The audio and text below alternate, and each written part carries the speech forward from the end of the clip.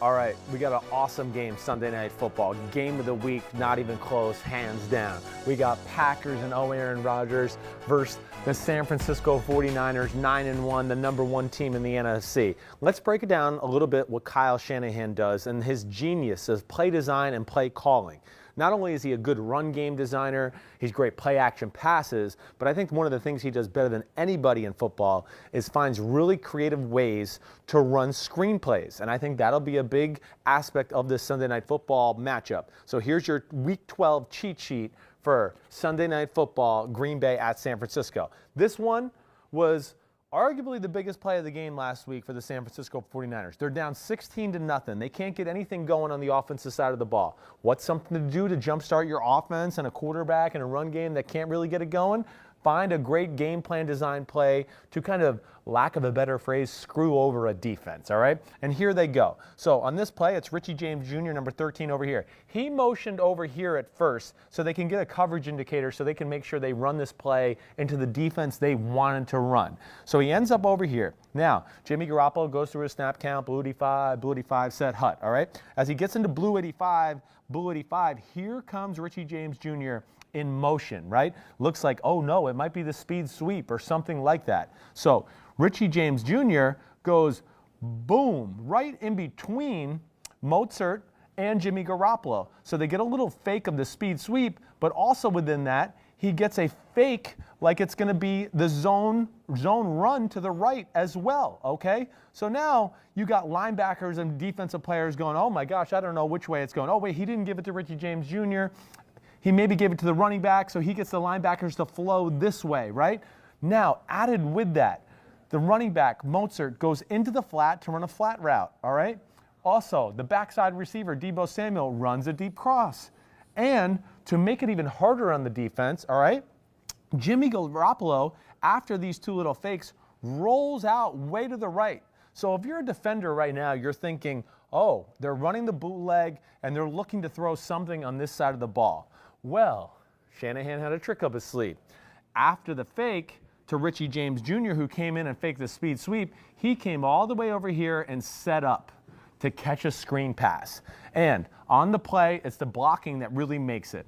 You know, left tackle, he kind of rides his guy upfield and lets the pass rusher come this way. And the beauty of this is the three inside guys get upfield to basically start to form a wall for Richie James Jr. on the backside. And even Mike McGlinchey gets over here as the right tackle. And at first he looks behind to make sure there's no trailers to come back to mess up the play. And then once Richie James Jr. catches the ball, they all start going upfield, and even McGlinchey, to where like the Red Sea parted, and it's Richie James Jr. We're down 16-0, and all of a sudden it's a bam, 50-something yard play up the sideline that totally confused the Arizona Cardinals defense. It's something the Green Bay Packers defense is going to have to be concerned about. Their run defense and defense is not good in general, so they're going to be overplaying run plays and things like that. And this is where the screen game is so dangerous for Kyle Shanahan, Jimmy Garoppolo, and some of the weapons he has at his disposal. All right, I just talked about my buddy Kyle Shanahan and all the creative things he does on the offensive side of the ball. I'm in a win-win situation this week. Either my friend Kyle Shanahan wins, or, oh, Aaron Rodgers, you're the greatest I've ever seen, wins. And this is where, okay, the 49ers defense, one of the best in football, they're going to have their hands full with number 12. San Francisco, 10% sack rate without blitz this year in the NFL. That's #1 in the league. That's because they got 4 studs up front rushing the passer. The NFL average is 6%. And here, I want to really break down on kind of the beauty of how to rush Aaron Rodgers. And I've learned a lot of this just in this past year from guys like Tony Dungy, who I work with on Sunday Night Football, Rodney Harrison, who of course played for the New England Patriots, and they're masters of this type of stuff. Aaron Rodgers is an all-time manipulator of the pocket. I mean, maybe one of the greatest we've ever seen, right? We've all seen him dance around and hop around and move, and people don't know where to go, and sometimes he runs, and then sometimes he runs and throws a laser downfield, and then sometimes he just shuffles around and throws another laser downfield. That's what he does. But here's the big key to it. If they're just going to rush 4, okay, the thing that you have to do, and this is really key, is you can't rush up the field too far. really the golden rule is not to go deeper than Aaron Rodgers. If you go too far and too deep, let's say if you ended up down here in this range, right, trying to loop around, then you give Aaron Rodgers big lanes, okay, to move around and then put your secondary in a bind. Do we come up and tackle him? Oh, we're going to come up and tackle him. And zoom, he throws a laser behind your head, and all of a sudden you go, man, we just let up a 30-yard gain. So this is really a huge part of the game. The other thing, these two, what I call tree trunks in the middle, okay, Eric Armstead and DeForest Buckner, I say that respectively, okay, they are beasts, and they can push the pocket, and they can't get crazy and just go all over the place either.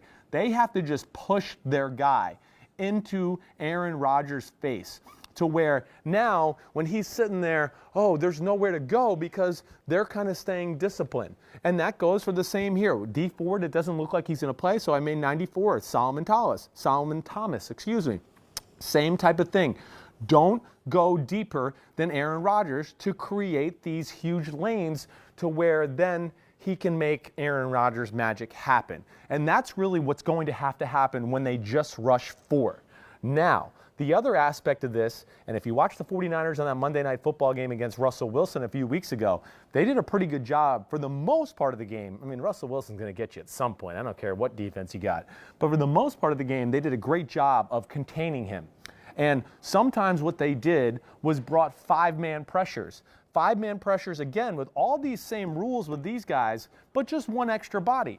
Now, who will it be? I don't know. It could be 24 Kwan Williams, who is a phenomenal nickel corner blitzer off the edge. If he does that and comes off the edge, then Bosa might come down more on this angle here, and then he's got more of the outside edge to contain him. So that's one aspect.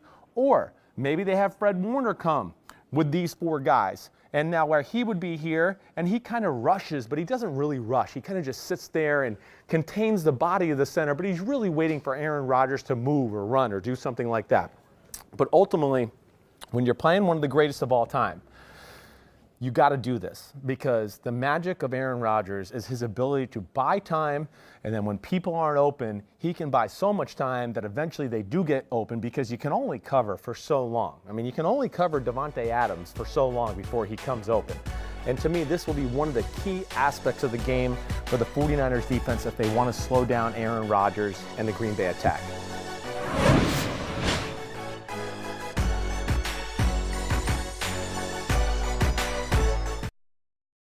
Hi, I'm Mike Tirico, and thanks for watching. Make sure to hit subscribe for the latest news and highlights from NBC Sports.